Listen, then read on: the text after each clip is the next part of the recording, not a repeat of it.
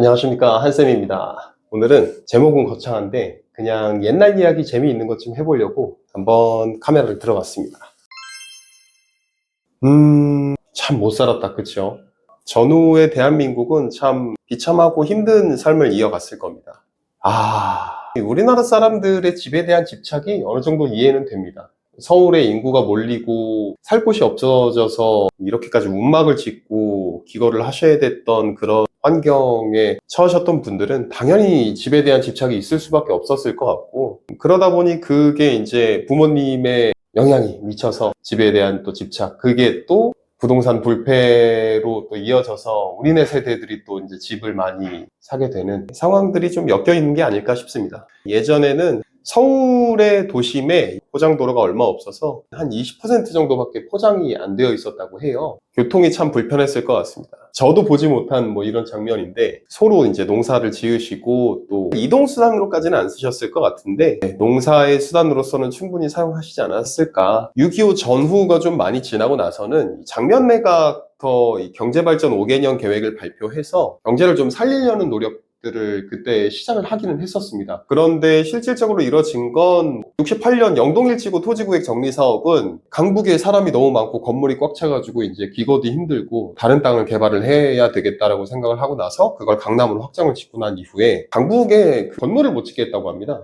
그러다 보니 강남에서 잠을 자고 강북으로 출퇴근을 하는 그런 상황이 발생을 했는데, 그러다 보니까 강남에 카페 아니면 유흥주점 이런 게 많이 생겼다고 하고, 그리고 같은 해 68년에 우리나라의 척추 경부고속도로가 이제 시작을 했죠. 그 박정희 대통령이 우리도 산업화를 하려면 고속도로가 필요하다 추진을 했던 게 경부고속도로인데, 이 경부고속도로가 없었으면 우리나라 발전이 좀 늦지 않았을까라는 생각을 좀 하고요. 그리고 나서 71년도 영동 2지구 토지구획 정리 사업이 들어갔습니다. 이게 영동 1지구의 그때 지도인데요. 이걸 이렇게 보면 모르시겠지만 지도를 겹쳐서 보면 이제 반포, 잠원, 한남, 압구정부터 해서 이 아래쪽까지 쭉 이어지는 게 영동 1지구. 저쪽에 보시는 것처럼 뭐 잠실, 이제 영동 2지구가 공사가 됐습니다. 이걸로 인해서 이제 강남이 발전을 하기 시작한 거고요. 경부고속도로 저쪽 사진을 보면 정말 이 차선 바깥에 뭐 아무것도 없죠. 지금처럼 뭐 펜스가 쳐져 있다거나 이런 것도 아니고, 어느 IC인지는 모르겠습니다만 제가 사진을 가지고 왔는데 이 IC 주변은 지금처럼 많이 개발이 당연히 됐을 거라고 생각을 합니다. 경부고속도로를 보면 저 위쪽 양재는 당연하고 그 아래로 판교, 신갈, 안성, 천안 뭐 쭉 내려와 보면 이 추풍령 쪽 높은 산골을 제외하고는 다 개발이 됐다고 봐도 무방하다고 하는 게 아니고,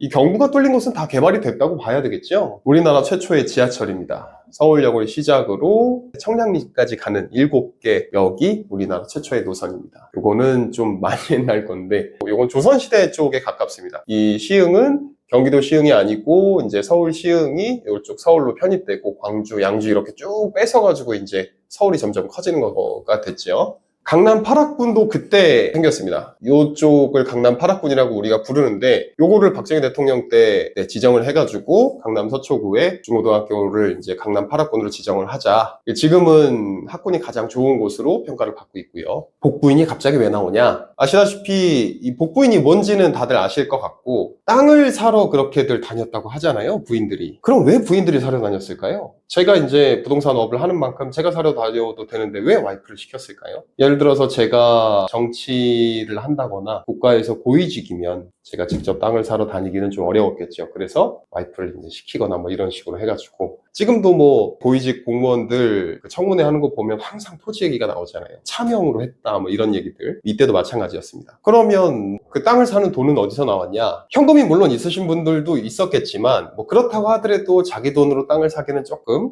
어려운 부분이 있었을 테니까 돈이 어디서 나왔냐? 명동 사채시장의 전신인 경성주식 현물추인소인데요. 이 명동 쪽이 예로 김두한 이런 분들 보면 뭐 종로를 위해서 싸우고 이런 거 나오잖아요.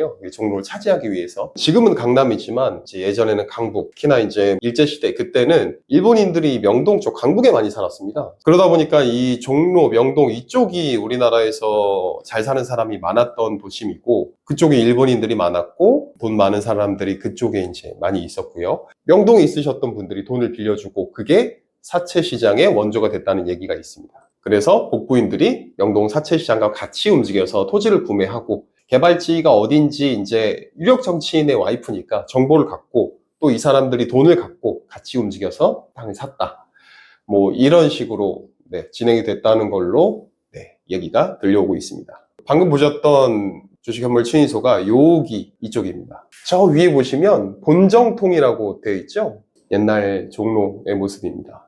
88년도 올림픽 그 이전 투기가 굉장히 붐이 일어났다, 사회적 문제였다고 알려져 있습니다. 그래서 그거를 막으려고 서울 쪽에서 인구를 바깥쪽으로 좀 빼자 해가지고 일기 신도시가 생겨났고요. 그게 분당, 일산, 부천, 안양, 분포 이렇게 이제 분당은 뭐 아시다시피 우리나라의 실리콘밸리가 되어버렸고 부천도 도시로서 충분히 발전을 했고 평촌, 뭐 안양은 교육도시로 이제 유명하고 만약에 여러분이 북쪽과 남쪽 중에서 선택을 하실 수 있다고 하면 북쪽에 투자하시겠습니까? 남쪽에 투자하시겠습니까? 우리나라 북쪽에 뭐 있죠? 대한민국 북쪽에 그분이 계시죠? 저라면 북쪽에는 투자를 안 하겠습니다. 지금 북쪽을 보시면 시로서 승격이 되는 기준이 인구 기준인데 동두천하고 의정부에 뭐 있습니까? 미군 기지 있습니다. 미군 기지가 있다 보니까 여러 가지 수요들이 있고 그로 인해서 인구가 몰리고 그러다 보니까 시로 승격돼. 그러면 북쪽은 그걸 제외하고는 일산 그 고양시, 구리 뭐 이런 쪽 빼고는 조금 이제 위험 부담을 안고 개발하기에는 좀 어렵다 이렇게 판단을 해서 남쪽으로 개발을 많이 한 것 같습니다. 밑에 보면 뭐 부천, 광명, 안양 이런 쪽은 땅이 굉장히 좁잖아요. 그만큼 좁은 땅에 많은 인구가 몰려 살게 되었다 이런 얘기죠.